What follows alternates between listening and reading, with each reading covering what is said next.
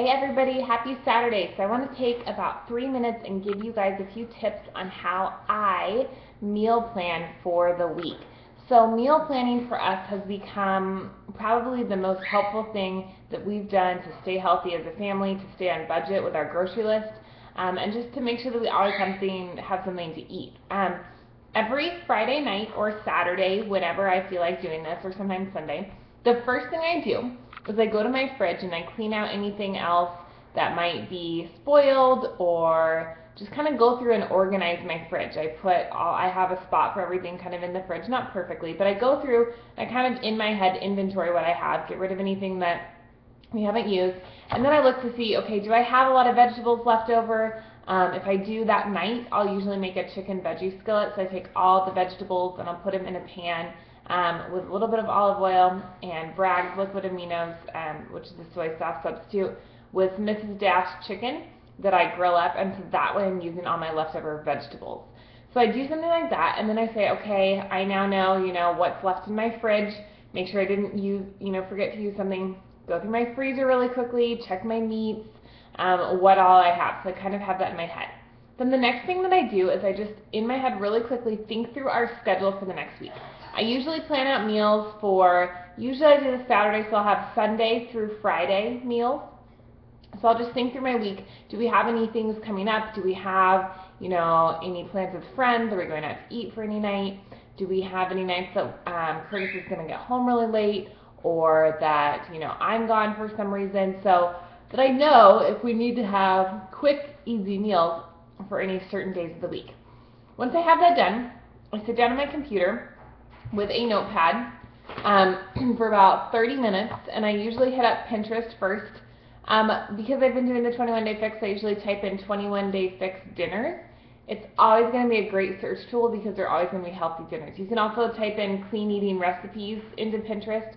I really like to shop by photos. I actually won't eat meals unless I can see a picture of them, so that's just kind of my thing. So what I'll do is I'll go through and I'll find a week's worth of meals. I usually try to add some variety. We usually get a lot of chicken, so I'll do a chicken night. I will do maybe a steak or a steak or some kind of chuck roast or some kind of beef kind of food. Sometimes we do pork, shrimp, and then we can also do ground turkey. So usually chicken and ground turkey are what happen the most. So I'll go through there, I'll try to pick a variety of things so we're not having all Mexican. Different things that I'm looking for in the recipes. And just like the 21 Day Fix taught you to, if you're wanting to know if a recipe is healthy, look through the ingredients first of all. Are they all real whole food ingredients? Are they asking you for things like a packet of ranch dressing, or tons of barbecue sauce, or a lot of breadcrumbs? Anything like that that's processed food, I really try to stay away from as much as I can. You can't be perfect, but the healthier options are out there, so just keep looking for them. So I'll pick those, and then I'll just kind of look at the quantities. So let's say there was butter in a recipe. That's fine, but if they're asking for, 4 tablespoons of butter, I usually try to skip that. I also look, well, is it okay if I take out some of these items? Would they still work? So I go through and kind of just shop according to what I think would be good. I then print the recipes out, and then I put them on my table and I get my notepad. From here, I write down all of the ingredients that each recipe will use. So I'll take my paper, I've got my first meal, write down all the ingredients, turn the page, write down all the ingredients, and so on. And I'll just have them here. I don't worry about duplicates, I just write it all down. Once that's done, then I tear off my page and I get a new sheet of paper and I compare it to the one that I already had. And then I take time and I write down the ingredients in the order that they show up in the store. Anytime I have a double ingredient, I cross that off so that I just have a fresh list. Then I add my staples to the list, the things that we always have in our house. For me, those are my snacks, so I always have apples. If we do our vegetables and hummus, if we have been doing cottage cheese with Mrs. Dash, I do that. We usually have some kind of deli meat in the house, cheese sticks for Curtis. I try to make my own granola bars.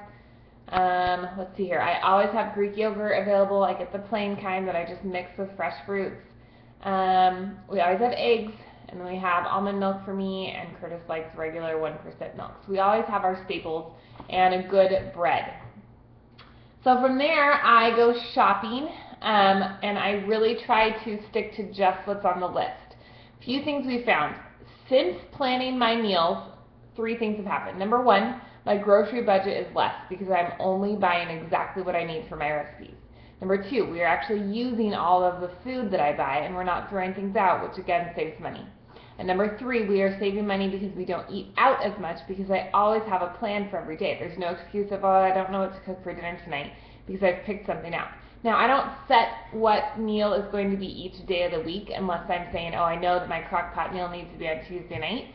But I will kind of have them displayed nicely so I can choose them as I go so that I'm ready to go. So hopefully that helps. I'll talk to you guys later. Bye.